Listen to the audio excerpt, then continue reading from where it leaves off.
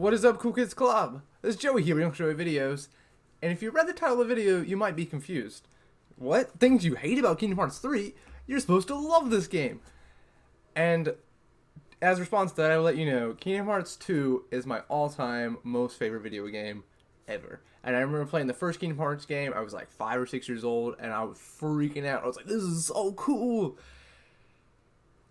My problem with Kingdom Hearts 3 is after I finish it, all I can think of is, man, I kind of wish I just spent a few hours playing Kingdom Hearts 2 instead. Like, I like it. And I really, I think I might have built it up too much. And I started it off, and I was like, oh, no way I built this game up too much. Like, I'm so excited for this. This is Kingdom Hearts 3. I've been waiting for this game for years. Oh, yeah. This is going to be great. And there are moments during this game where I am, like, jaw-dropping, like, so cool. And then there are moments where, like, my smile is, like, ear to ear, and I'm like, I literally think I did that, like, 10 times. Like, but at the end of the day, all the problems with it, they don't make me not like the game. I still like the game. And again, if you're on the fence between should I buy this game, not buy this game, I say yeah. Especially if you played Kingdom Hearts 1 and 2, you love those games. If you played Dream Drop Distance, because if you haven't played Dream Drop Distance, you're going to be super confused. I've personally only played Dream Drop Distance once, and then I've watched a full movie of the things. And even then, like, after experiencing the story of Dream Drop Distance twice, like, I still was like, dude, I don't remember enough about this game. And there are some references to the phone game, which I played, but I didn't get all the way through the story, because when I played it, the story wasn't all the way done. I was like, I think it's called Unchained Key. I have 2.8, I just haven't watched the movie of it. So, that all being said, that's not officially on my list of things I didn't like, but it definitely hard relies on the previous games, which is honestly a good thing, because the one thing I love, or one of the many things I love about Kingdom Hearts 2, is its story. So, like, if you were to just throw that out and be like, okay, we're starting over, I'd be pretty pissed. But, and again, if you love those games, you're gonna like this game. Like, it's Sora doing his thing, and there are moments with Sora and Kairi together, and it's like, so cute. And then there's like Riku and Sora talk, and again, there are moments in this game where I'm freaking out, like, this is exactly what I wanted. But at the end of the day, I almost wish I didn't finish it. And I know that sounds weird, and it's not like the ending is terrible. I mean, it's not great, but it was one of those things where I just kept assuming there was going to be more. And then there wasn't. Like, I kept assuming, like, maybe there's going to be flashbacks. Maybe it's going to be this. Maybe it's going to be that. I'm going to go ahead and try to follow my script a little bit better. I'm just kind of rambling at this point. But my first thing, and this is one, and then I have A through G, like, further explain this. But my first thing is there's just not enough. And that's kind of what I mean by I kind of wish I hadn't finished this game. Like, the entire game, I was like, it felt like the entire game, or at least the first, like, 20 hours of my gameplay was an introduction. And I was like, okay, we're actually going to start getting into this game. We're going to get into the main story, because the individual world stories are really fun. I enjoyed them. But when I started to get to the main story of the game, the actual Kingdom Hearts story, I was like, this kind of sucks. And not that it sucks, it's just there's not enough. There really isn't. And that's what I mean. That's why my first thing is there's not enough. Straight up, there's not enough game. Like, it took me less than 30 hours to play through, which I guess sounds like a lot, but I mean, I played it on the PlayStation 4. Like, I play, like, Skyrim's another game I love. Like, I could play Skyrim for a really long time, and all the while still, like, hitting story beats. Like, obviously there's post game in Kingdom Hearts 3, and full disclosure, I haven't played the post game yet. I finished the game about 4 or 5 days ago, and I wanted to make a review of it that night, and then I didn't. So I'm doing it now. And again, this isn't a full-fledged review. It's really just a complaint list. I do want to make another video where, like, things I did love, because again, there are parts of this game where are great. But at the end of the day, like, when I hit the end at 30 hours, I was like, could have been more. And again, maybe that's just me having unrealistic expectations. Like, 30 hours is a long time. But again, I've been looking forward to this game for a long time, so I want the game to be full. And again, it's not just literally not enough gameplay. It's like I have my list. A, not enough game. B, not enough Kyrie and Axel. And like that sounds stupid, and that sounds really like, okay, Joey, you're the only one that wanted them more of them. But like, A, they're two like really popular characters, and there's even a really funny part where Axel's like, "You guys don't know how popular I am. I can't die." And I was like, "Are they being meta? Are they like Axel's fine because he's a popular character, or I don't know." I thought it was funny, but like if mild spoilers for the game, I guess this is actually going to be pretty spoilery most of the review, but this part's a little spoiler, I guess. But you figured out like 10 minutes in the game. Kyrie and Axel are training with Merlin, and they're in a world where like their time slows down or whatever. Again, they didn't 100% explain what was going down there, but like they are with Merlin training to be Keyblade Masters. And you see like two little cutscenes of them training, or not even of them training, of them talking about training. And I was like they're two main characters, and on the same pages. There's not enough Riku and Mickey either. Like they're going out on their little adventures, and we get to see 2 or 3 cutscenes of that. They're trying to find Aqua, and we just don't get to see. We don't get to see what they're doing. We get to see them. We get to see Riku and Mickey on the beach. We see them on the beach the first time. Like, how did we get here? I've been here before. And then the next time we see them, they're back on the beach, and they're like, okay. We don't see any of them walking through the world of darkness. We don't see them. Again, we see them losing that battle, and I guess that's good. Like we get to see them struggle a little, but I wanted to see more of their experience, and I'm gonna scoot down a little bit. Again, my letter E. We'll come back to C and D, but like at the very beginning, we play as Riku for a minute. I think literally a minute. Like we play it as him for a second, and it was like, ooh, cool. We're gonna get to play as Riku, and then we don't anymore. Like we play again as him at the very end. I think maybe 10 minutes total throughout the game we play as Riku, and obviously in Kingdom Hearts 1 we didn't play Riku at all. Kingdom Hearts 2 we kind of play as Riku in the final battle, if you remember that. So I don't necessarily have to play as Riku, but if you're gonna dangle that out in front of me like, ooh, we're gonna play as Riku right at the very beginning, I feel like that should come through. Like I feel like I should get to play, and again that could be a way to introduce or to show his story more. And I know Kingdom Hearts is about Sora. I'm not an idiot. I love Kingdom Hearts. But the other characters matter too. And like what they're doing matters too. Especially since the whole like theme of Dream Drop Distance and this as an extension of that is like Sora's heart is connected to all these different people. And all those different people have to matter. Otherwise, I don't care that Sora's heart's connected to them. And again, I like Riku because I play those other games. But there's nothing in this game that I care about Riku really. I'm like, oh, okay, cool. He and Mickey are in the realm of darkness. Like, let me see it. Don't just talk about it. I don't know. I'm upset about it. C. 1C. There's not enough of the final fight. Like the final fight didn't feel like a final fight to me. And let me be clear. Kingdom Hearts 2 is a little annoying how the final fight takes like 4 hours. It's not literally 4 hours, but it's a long time. And you fight Xemnas like 6-7 times.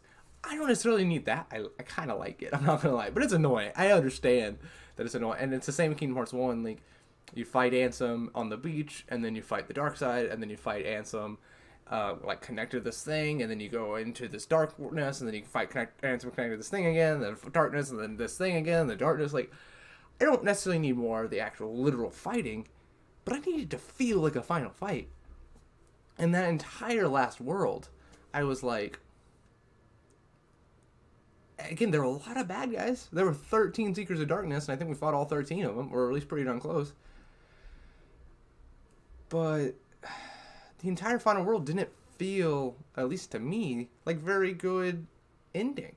And let me be clear, I did like how every time we fought a guy, they got like 30 seconds to themselves. And it was like 30 seconds one-on-one, like, we just beat Syx, when we get to talk to him. Or it's been a couple days since I played it, but like every character, like when we fought Larxene, she like got her moment of redemption. And we fought like all those different characters, and I was like, oh, okay, cool. Everyone gets their own little time. But I feel like if we had maybe taken care of some of the Seekers of Darkness earlier, kind of like what we did in Kingdom Hearts 2, where the final world, you only have, I don't know, 5, 6 of the Organization 13 left, and maybe not even that many. And again, I understand that the whole Keyblade War has to be 13 versus 7, and that's how they made the Keyblade and everything. I just, again, I didn't love the final world. I didn't love the final fight. Like, I needed more final fight story. The actual literal final fight, the Keyblade fighting, was fine. Like, I didn't, again, that to me honestly wasn't as great as Kingdom Hearts 2. I liked a lot fighting Xemnas. Like, the final fight of Xemnas in Kingdom Hearts 2 is great to me. Like, I don't know, there's something so cool about it. Like, the like setting is really cool. The fact that he is like super strong, and then again you get to beat Riku for a second, like, and it's you and Riku going through the 6-7 battles you have to do all together. I really love the final fight in Kingdom Hearts 2. Kingdom Hearts 1 has a pretty good final fight. I know a lot of people complain about how like you're gliding through most of it, and you're like, or flying, you're like, I did all these combos, all these abilities, and I can't use half of them. I understand people getting pissed off about that, but again, this one, you fight the 13 Secrets of Darkness, and then like you have the literal final fight. And one thing, it doesn't even tell you that it's about to be the final fight. Like Kingdom Hearts 1, it's like right before you go through the door onto the beach, it's like, this is gonna be the final fight. Like, make sure you save. Like, make sure you're ready for this. Like, go grind up 30 levels is basically what they're like, the underlying thing of it. And they don't even tell you. It's like you save, and then bam, you fight the 13 Secrets of Darkness. But like not them anymore. Like, if you remember, like it's the 13 Secret Darkness, but like Xehanort like controlling them or whatever. Like, again, I don't like it very much. Not enough final fight story. It didn't feel climactic to me. It was just like, okay, we're fighting these guys. Like, again, the entire I played the game about 5 different times. Like 5 different like 5-hour sections is basically what I did, because I binge things. I like, if I didn't have to work, I probably would have finished in like a day and a half. But again, it was one of those things where my last little 5-hour chunk of the game, it was a lot of disappointment. I was just like, there are some really cool moments, there are really cool interactions, and there's a lot of okay, like, and that's my big thing. Like, the final finale just wasn't enough. Not enough story, not enough good. Okay, F, this one's a little bit smaller. Again, we're still not enough. This is my big gripe. There's just not enough of this game. Is there fewer chests? Which sound like, okay, who cares? But, like, Kingdom Hearts 2, like, there are a ton of items, like, and I feel like as the game is going on, like, I am getting, my character, Sora, is getting stronger and has better items and everything. And, like, you find, like, tons of, like, AP boost and, like, that kind of stuff, which makes you get to all of these abilities. Like, in this game, there are very few chests that I remember seeing. Like, they weren't, like, littered across the world, which in some ways makes it a little bit, I guess, more realistic and everything, and probably has to do with the open world concept of the game. They're like, well, it won't be as easy to find them, so let's just not have them. But it just, I liked them.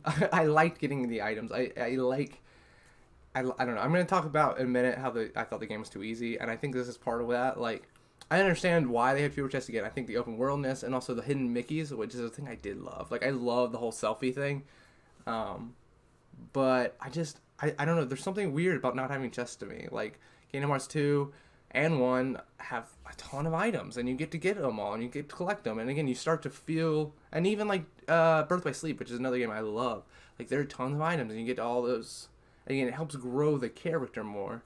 And again, without the items, I feel like I'm not growing as much. I'm just like, okay, I'm Sora at the beginning and Sora at the end are pretty darn similar, to be perfectly honest.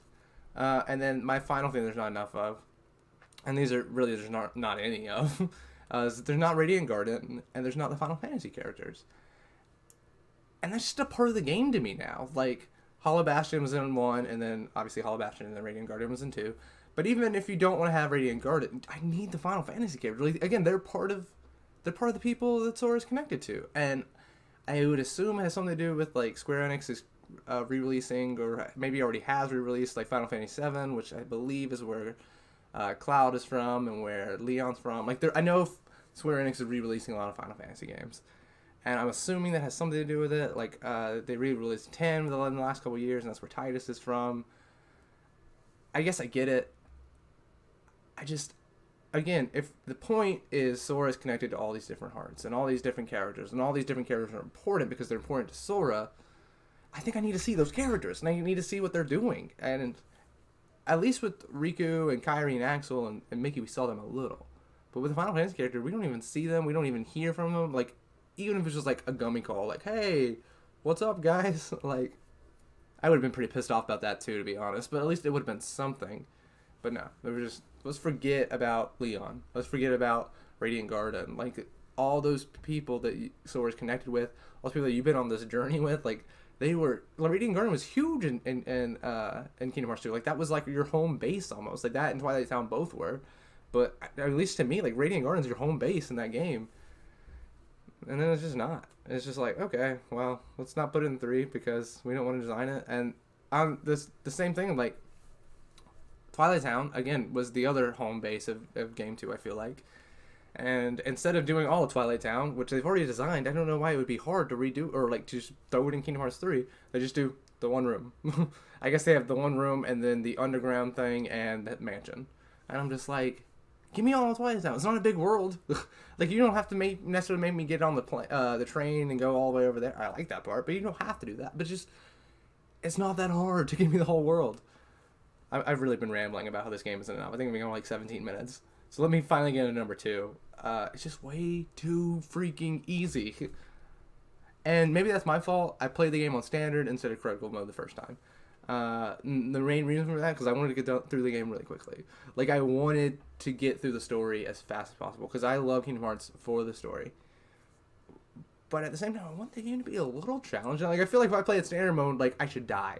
And I didn't die from combat the entire game. And I'm not very good at video games, guys. Like, literally, from the start of the game to the end of the game, I didn't die once. And I wasn't over-leveled.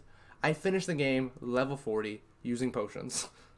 Like, you shouldn't be able to do that in a Kingdom Hearts game. Like, I think in Kingdom Hearts 2, like, at the world it never was, like, it says, like, battle level 50. So, and then, like, by the end of the world never was, it really level 60, and then it's still pretty hard, the final battle, so a lot of people, like, go off and, like, grind up their levels. And I know grinding in a game is quote-unquote boring, but again, it's one of those things that people complain about grinding, but at least me, I miss it when it's not there. Like, again, I complain about grinding all the time, and I hate the actual moment of grinding, because, again, it is boring, it's repetitive, it's you fighting. But doing that is how you feel like you've accomplished something. Like, again, having to spend 3, 4, 5 hours going to a world and just murdering Heartless is how you start to feel like, okay, I am actually strong enough to face this final boss. I have earned the right to face this final boss. But instead, I was like, okay, I guess I'll fight the final boss now. Like, I'm here. Like, I just killed the 13 Seekers of Darkness at level like 36. So I guess I'm good. Like, I'll go fight the final boss. Like, again, I finished the game at level 40 and using potions. Because I never even needed high potions. And I was using Cure instead of Curiga because I didn't even notice there was a difference. Like, because Cure was fully healing me. I always just used the, whatever L2, R2, L2, L1, whatever button it is. Where you can just, like, press X to Cure. And it didn't update to Curiga automatically. So I was just using Cure, and then I didn't notice it until, like, literally after, like, I finished the game. I was like, oh. Might have helped a little bit to use Curiga, but I got through using Cure and potions, and I was level, like, I don't even think I was literally level 40. I think it was 39, 38. And that's too easy. Like, I guess it goes back to the not enoughness. Like, there just wasn't enough. And one of the other things I put in the not enough, sorry, I told you I was done with that. I forgot. We didn't get to revisit the worlds. And if you don't want to do full second story at every world like you did in Kingdom Hearts 2, fine. Like, I understand that. I would have loved that. And again, it would have made the game longer. You get to re-experience things. But at least give me a reason to go back there. Like, in Kingdom Hearts 1, there are all these items that you can't get to unless you have, like, Glide. Or you even, like, you need certain magics, like you need Graviga to get them, or Trinities. So you have to go back to the worlds throughout the game. I could get basically everywhere in the game at the very beginning. Like, you start off with the jump and then the aerial dodge, I think is what they call it, where you, like, jump again. So I can get it basically everywhere I want in the game, and you have flow motion, and you can run up walls at the very beginning. Like, there's no point to go back to any of the worlds. So I haven't. Like, and I guess again, when I'm doing post game and I want to make sure I get every single one of the Mickeys, I'll go back. But at least me, I don't do that until after the game. Like I play the game first, and then like afterwards, when I'm just like, okay, part of the post game to me is grabbing or completing the journal. And maybe other people do that before the game, but you don't. Again, I feel like I should have an actual reason to go back there, not just here. Let's finish the gummy foam just to say we did. Like again, I'm going to do that. I do that in post games, but I feel like I should have had a reason to revisit the worlds, like an actual tangible, like this helps me play the game reason. Yeah, but again, back to the fact that it's too easy. I didn't have to use the new mechanics, and I like the new mechanics. Like I feel like if you're gonna add this new mechanics and make Sora OP, then you have to make the enemies also OP. OP is like overpowered. Like you have to make the enemies really strong so that you have to use things like Keyblade upgrades and Keyblade whatever it's called, where he like or Keyblade like transformations where he starts to become really strong, or like use the attraction flow stuff and like use the links or whatever. I don't, and it's not called Soul Link, but it's basically that. Like I didn't use the links ever because you didn't need to. Like it would have been cool, I guess, but I didn't need to. I didn't use magic at any point other than cure. I did use the Keyblade transformation a lot. And again, I liked it a lot, and I used attraction flow a lot at the beginning, and then I started to be like, it's making the game too easy. Like, I just use attraction flow, and I press A lot, and everyone dies, and then I'm done.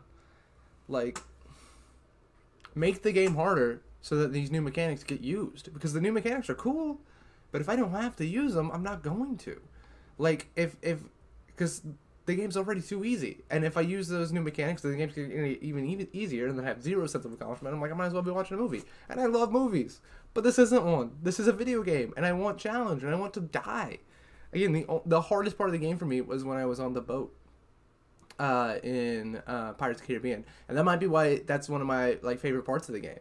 It's just, and again, it's going to be on my list of things I really like is being in the boat. And that was the hardest part of the game. Like, again, I never died in combat, but I did have. I think I ran out of time when I was racing the card guy. I don't remember his name. I'm sorry.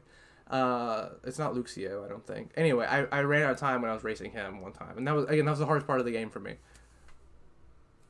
It shouldn't be like combat should be difficult. I should die.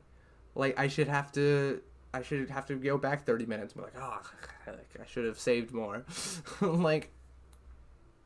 The game's too easy, and maybe that's my fault again. I played on standard. If I played on critical, it could be 1,000 times harder, but I doubt it. Like I think it's gonna be about the same. At least that's how it is in Kingdom Hearts 2 and Kingdom Hearts 1. The critical and the standard are about the same. I guess if I play critical level 1 the whole time, it'll finally be hard. But I shouldn't have to do that to play a game. Like I should be able to play the game normally and it still be difficult, still be challenging. Okay, let's keep going on the list. This is going to be a really long video. Number 3, the whole mini game aspect of the game, I basically just didn't like very much. Like, I didn't like cooking very much. Again, it helped add to the whole, like, this game's really, really easy, because anytime a boss was hard, which it wasn't ever for me, but if I had ever had a boss where I couldn't beat, if I ever died in a battle, all I have to do would be cooking. And that'd be like, okay, now I'm up 5 more levels, basically. Why? Like, and it was so annoying. Every time I walked by ingredients and Mickey be or Google be like, I bet you there's some ingredients around here. I don't do very good impersonations. Or like Donald would be like, I'm like, yep, I bet you there are ingredients. I'm not getting them. I don't care. I normally would get them, but I didn't cook. Like cooking to me was stupid. The actual literal mini games. Like where you're playing like old phone games. Like again, I guess the concept is cool, but like, why? Like I wish you would maybe spent 10 minutes less making those mini games and adding something else. The mini games and the cooking weren't that good. Not necessarily a mini game part, but I guess kind of in the same vein. The item synthesis I didn't think was that good either. Like that again, that's one of my favorite things about Kingdom Hearts 2. The fact that you level up item synthesis, and like as you level up you can use more items, you can start to get things, and you can get the ultimate weapon at the end. Like I know you can still get the ultimate weapon in this, but the item synthesis just seemed like a neutered version of the previous game. Like I do think it's cool that you get, instead of like finding recipes, you just take a picture of the thing they tell you to, and then like, bam, you get a new recipe. But I still think there should be leveling up. I still think, I don't know, it's just, item synthesis seemed pretty trash to me in this game. And like, part of the other thing was like, since you're facing nobodies during the story, you can get the nobody item. But a lot of times, like, I don't know. I just, at Kingdom Hearts 2 is better. And that's really where I'm getting to for a lot of these things. Kingdom Hearts 2 is better. And maybe that's why I wanted to make this video. I just wanted to make a love letter to Kingdom Hearts 2. Kingdom Hearts 2, I love you so much. And I wanted Kingdom Hearts 3 to come close to you. And it didn't. It was good. I liked it. I don't regret playing it. I don't regret buying it. But I'm disappointed. Because it could have been better. Go to number 4. Again, since they didn't make me go back to the worlds again, I don't remember the worlds that well. And I only played the game over a span of a week and a half. If I had played the game over the course of 3 weeks, 4 weeks, I'm sure people are doing that. I'm sure there are plenty of people who haven't finished the game yet. By the time you get to the end, you don't remember anything at the beginning. And the only quote-unquote revisit of the world is when you have like the lost hearts, when it looks like you've lost the game, and you go back into the world, and you fight in that one room, and then you're done with that world. Like, that doesn't count as revisiting a world. And you don't get to revisit the characters. But even if you're not going to revisit the world, remind me of the world somehow. Remind me of something that happened in that world. Every world had its own little like theme and its own connection to the main story, which is a good thing. And every world had their own secret of darkness there, which again is a good thing. But if the theme of Pirates of the Caribbean is like there's this heart inside this chest, like what is it that makes this heart? Then explore that theme and remind me of that theme later and be like, okay, why do we go to this world so that we can know what it takes to make a heart? And like the theme of Toy Story is like, how can these inanimate objects, how do these toys, how do they have a heart? And then like, again, I don't remember all the other ones. Like Frozen is like, how does love thaw a frozen heart? Like, again, they all have a heart theme. Then remind me of those themes and tie them back together and be like, like, don't just say, okay, there's a heart theme in this episode or in this world, but like, again, in the end, at the final world, connect it back to those worlds. Be like, okay, at Baymax's world, we learned X, Y, Z. How is that going to affect us? How is that going to change who we are? How is that going to be an arc in this game? And not just, okay, we learned something in this world and then forgot about it 10 seconds later once we got to the next world. Like, again, if those individual worlds had a really cool story and I really liked them and I loved, and part of it was because the story was just basically just the movie for most of them, but if we're going to have a cool story, let's do something about it. Let's have the story end and then grab that kernel of truth and then take it with us rather than just be like, okay, that's cool. Now we know how these toys have a heart. And then move on. I didn't like it. Number 5, I didn't like the Keyblade upgrades. And again, let me be clear on this. I like the idea of the Keyblade upgrades a lot. Like 2 years before Kingdom Hearts 3 came out, I was watching a video and the bro was like, "Hey, maybe they'll put Keyblade upgrades in the game like they do in the phone game, Unchained Key or whatever." And I was like, "Yeah, that sounds cool." But there's a problem with it. Again, I finished the game with the Toy Story Keyblade.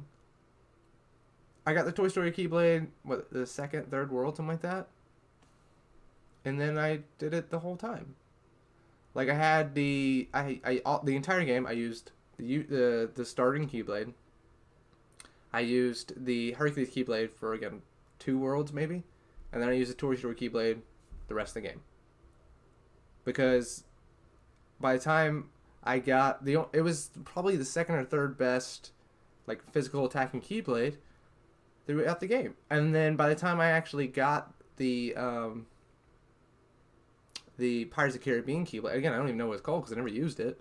The Pirates of the Caribbean Keyblade, it was so underleveled, and my Toy Story Keyblade was better. And I guess if I had if I again really cared enough and needed a stronger Keyblade, I could have, you know, gotten all the item synthesis items to upgrade that Keyblade to be a little bit better than the Toy Story Keyblade.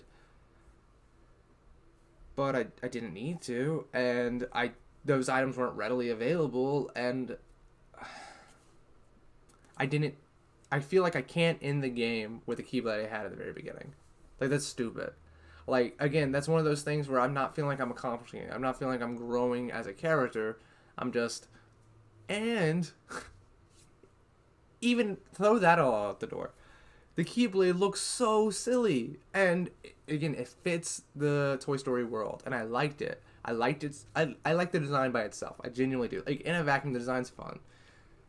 But when I'm in the in-world, and there's supposed to be stakes, and there's supposed to be, like, drama, and, like, the final world looks dark, and, like, okay, everybody, we're about to die, and I whip out this little cartoonish Keyblade. Like, what the hell? Like, this is stupid. Give me Oblivion. Give me Oathkeeper. Give me a cool Keyblade, not a fun Keyblade. The fun Keyblades are for the beginning of the game where the game is fun. Give me a cool Keyblade where, like, for the stakes and for the drama. Like, and I don't know. I guess I can't expect too much. Like, or I guess I do expect too much. But, again, I like the idea of the Keyblade upgrades. In practice, I didn't like them anymore. Because again, the Pirates of the Caribbean looked pretty cool. Like, it was like blackish brownish thing. Like, I feel like I could have done the final battle with that one, and I would have been like, okay, and like it wouldn't be distracting in the final cutscenes. But the final cutscenes are like everything's like brown and gray and like dark yellowish brown and like sand color, and everything's like not melancholy, but to a certain extent melancholy, and like. Then I whip out my bright blue and green and red Keyblade, and I'm like, ha ha ha. I don't like it. Number 6, they didn't explain the new clothes very well. And again, this one's a little bit smaller, nitpickier, but I didn't like it. Like, they say, hey, Sora, we have new clothes for you with new powers. And I'm assuming those new powers are the attraction flow, but I don't know if they ever, like, say, these new powers will give you the attraction flow ability. And I guess maybe that's me, again, needing some things spoon-fed to me and maybe complaining about something, and then, like, when they don't do it, complaining about the fact that they didn't do it. Maybe that's me being hypocritical or whatever. But I wanted them to be like, okay, Sora, we got you these new clothes for this reason. Like how in Kingdom Hearts 2, it's like, hey, we got you these new clothes so that you can do drive forms. And because those clothes, you grew while you were asleep for a year. Like, you need new clothes. Like, it doesn't have to be a good reason. Just give me a reason for Sora to have new clothes. And then explain to me why everybody else has new clothes. Because, like, Riku has new clothes. They didn't even say, oh, he gets attraction flow. Like, or at least imply, these clothes give you attraction flow. Because he doesn't have attraction flow. He literally just has new clothes. And they say, like, they're magical clothes with magical powers. But what are those magical powers? And, like, Axel doesn't have new clothes. Because he didn't want them. Does that matter? Nope. Because I don't know what the clothes do. And along with the whole didn't explain new clothes, some of the character designs aren't very good. Or I guess they aren't as good as Kingdom Hearts 2.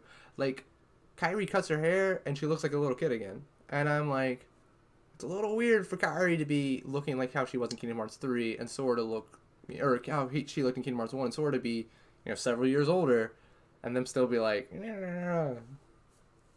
I don't know. Maybe it's because I want them to kiss so bad that I'm like, let them look like the same age. They didn't kiss. It's fine. And then, like, Axel, he lost his eye things, and I didn't realize at first that was what was different.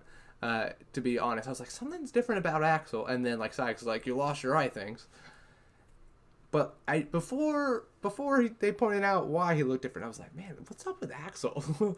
Like, Axel looks, I don't know if it was just he looked younger or he looked like, I don't know, just different, and I don't like different. I want it to be better than Kingdom Hearts 2 in every way, and it wasn't.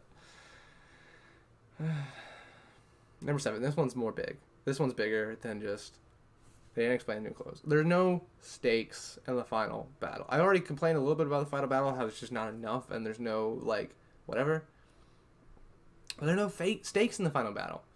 It's bad enough that they started, like, after, I guess it's in Dream Drop Distance, where everyone that died in Kingdom Hearts 2, like all the nobodies, They became real people again.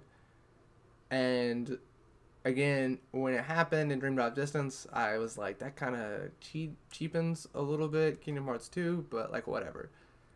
And then at the end of Kingdom Hearts 3, they're doing it again, it looks like. But they're like, everyone who died, everyone in their little moment was like, I'll see you again one day, Sora. And I'm like, don't tell me that the second they die. Like, let me have at least a moment where I'm like, okay, this person's dead. Like, especially with the people who had like the little bit of like redemption, their 30-second thing clip at the end. Like Larxine's like, I wish I wasn't doing this.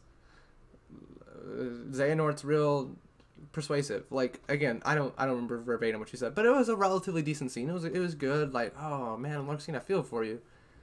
I kind of wish you weren't dying right now. Is maybe where I would be feeling. But she wasn't really dying. There was like, I'll see you soon, Sora, and I'll see you in another life.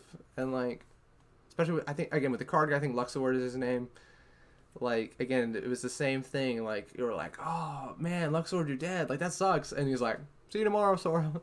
Like, I need stakes in a final battle, or final battle doesn't mean anything. Like, that's one of the things why Infinity War is so cool. Yes, in the next movie they're gonna fix everything. And yes, we all know that. And yes, Spider-Man Far From Home is going to come out. So we know Spider-Man's going to come back to life. And like, yes, the stakes are temporary. But they're still stakes. And that movie still ends with on a down note. And like, there's like, oh crap, like, we lost. And that matters. And again, we don't have to lose Kingdom Hearts for it to be good. That's not what I'm saying.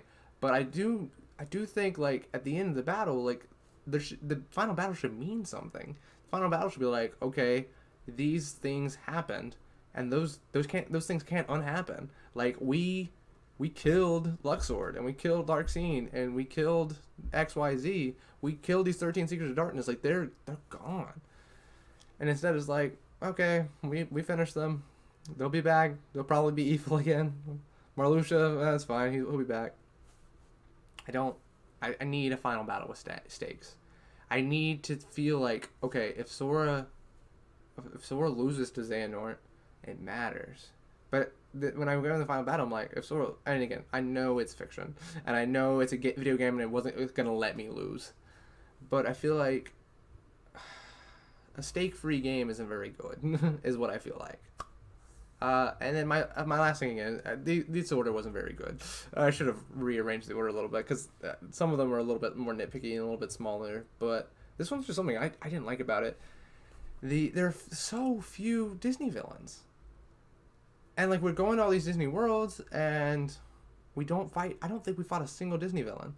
Like, Tangled's mom's in there. What's her name? Mother Gothel or whatever.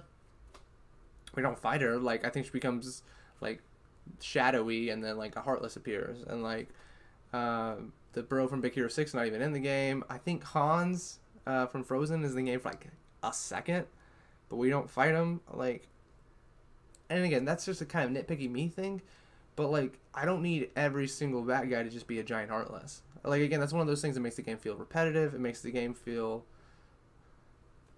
the same.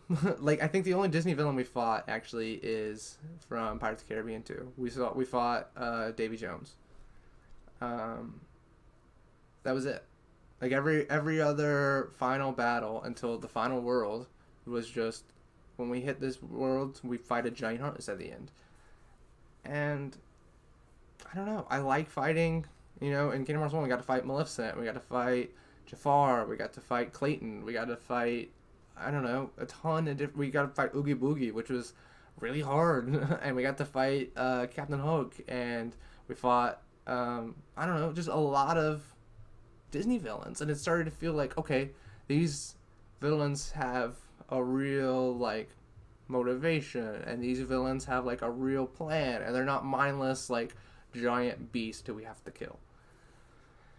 I don't know. Just like, I like my bad guys to have motivations and a plan, not just like, okay, there's a secret darkness here. They're going to try to study, and then we're going to fight a giant Heartless. Again, I like the stories of each individual world. Don't get me wrong, but I wanted to fight some Disney villains. Like, is that too much to ask for? Okay, that's all I got for the video, guys. If you like this video, leave a like, comment down below. Tell me things you did love about Kingdom Hearts 3, because again, there are a lot of things I really like this game, and I do want to make another video of that pretty soon. So again, if you want to see that video, let me know. And tell me other things you didn't like about it. And am I just being too hard? Am I being a jerk? Because at the end of the day, I love Kingdom Hearts. I really do. I love Kingdom Hearts 1 so much. It was one of the first video games I ever played. Like, I think I played Pokemon first, and then Kingdom Hearts 2, or 1. Like, it was literally one of the first video games I'd ever played. I got a PlayStation 2 for that Christmas and Kingdom Hearts at the same time. And that again, it was just, there's a huge, like, love of Kingdom Hearts to me. And I wanted more. I expected more. And I feel like, again, I don't regret playing the game. I don't regret buying it. I spent $80 on it because I bought the fancy edition. Like, I don't regret that. But at the end of the day, it's not as good as it could have been. Not as good as I wanted it to be. If Kingdom Hearts 2 is still my favorite game, then Kingdom Hearts 3 didn't accomplish what it was supposed to, I feel like. Because it was supposed to eclipse Kingdom Hearts 2. In my opinion, that's what it was. That should have been its goal if it wasn't. So yeah, that's all I got. Again, if you liked it, let me know. Leave a like, comment down below. Join the Twitter, or follow me on Twitter, join the Discord, or even consider donating to the channel. Have a great day.